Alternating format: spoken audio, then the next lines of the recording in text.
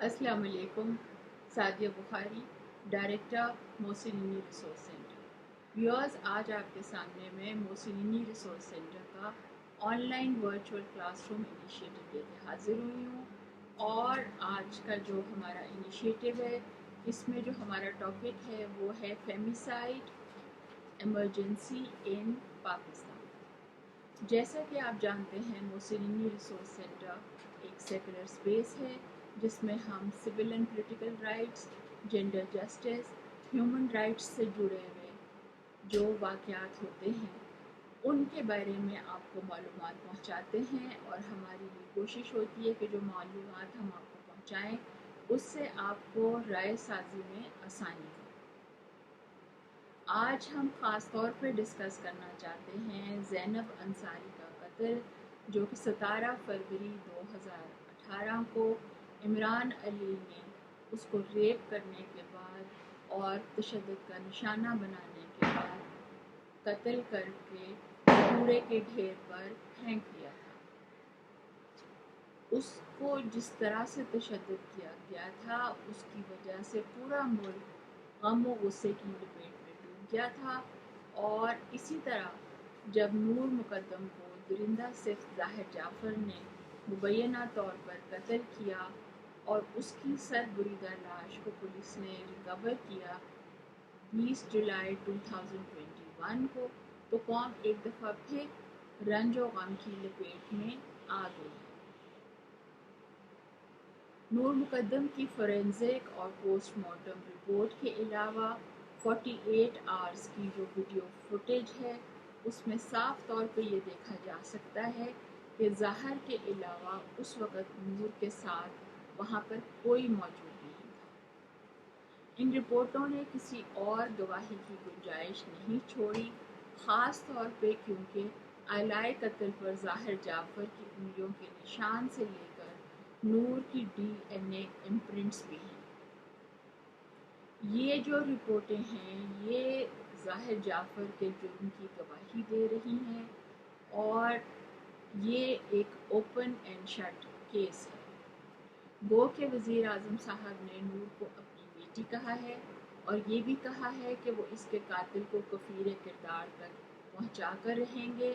پھر بھی نہ جانے کیوں ایک نہ جانا سا خوف اس وقت دل میں گھر کر جاتا ہے جب جعفر خاندان کے پیسے سے خریدے ہوئے وکیلوں کی فوج پر نظر پڑتی ہے. عمران علی اور جعفر خاندان کے طبقات میں بہت واضح فرق ہے. عمران علی قصور جیسے ایک چھوٹے شہر کا ایک عام آدمی تھا، جبکہ ظاہر جعفر کا خاندان اور اس خاندان کی طاقت کا اندازہ اس بات سے آسانی سے لگایا جا سکتا ہے کہ انتہائی قداور وکیل اس بدنام زمانہ کیس کو لینے کے لیے تیار ہیں، اور ان کو اپنی پروفیشنل ریپوٹیشن کی قطعاً پرواہ نہیں.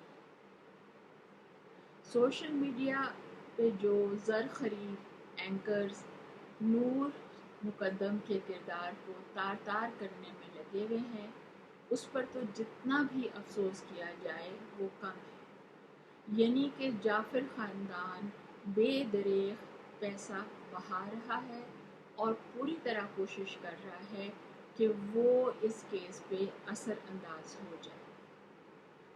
اینٹی ٹیررزم کورٹ نے 17 اکتوبر 2018 کو علی عمران کو کوٹ لکھپت جیل میں سزائے موت دے دی تھی، اور اس کے بعد ایک انتہائی مثبت قانون بھی حکومت کی طرف سے لایا گیا جس کا نام Zainab alert and response and recovery act 2019 ہے.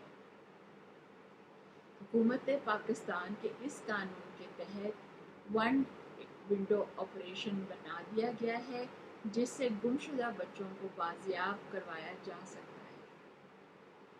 آج 14 اگست ہے اور آج کے دن کی مناسبت سے میں گورنمنٹ آف پاکستان سے درخواست کرتی ہوں کہ ظاہر جعفر کو بھی سخت سے سخت سزا دی جائے. اس کو کم سے کم 40 سال کی عمر قید عطا کی جائے. یقیناً اس کے خاندان کا اثر رسوخ اس کی قید کو انتہائی سہل بنا دے گا، مگر قید باوجود سہولیات کے قید ہی ہوتی ہے۔ نور مقدم کی زندگی تو اب واپس نہیں لائی جا سکتی، مگر جو اذیت اس نے اور اس کے خاندان نے سہی ہے، اب اس کی بے ایمانہ قتل کی وجہ سے اس کے زندگی کے آخری چند گھنٹے جتنے کربناک گزرے ہیں، اس کا کچھ ازالہ تو ہو سکے گا۔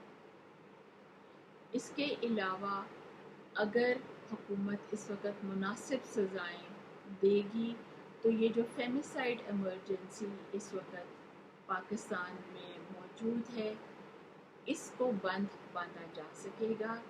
اس امید کے ساتھ میں حکومت کو اپیل کرتی ہوں کہ وہ ظاہر جعفر کیس میں دلچسپی لیں اور اس خاندان کا جو بے درے پیسے کا استعمال ہے، اس کی وجہ سے ان کو کوئی راستہ فرار کا نہ ملے۔ آپ کا بہت شکریہ، آپ نے مجھے موقع دیا بات کرنے کا۔ اگر آپ کی اس سلسلے میں کوئی رائے ہے تو اس کا اظہار آپ ویڈیو کے نیچے دی ہوئی کمنٹ سیکشن میں کر سکتے ہیں۔ I look forward to that. اللہ حافظ۔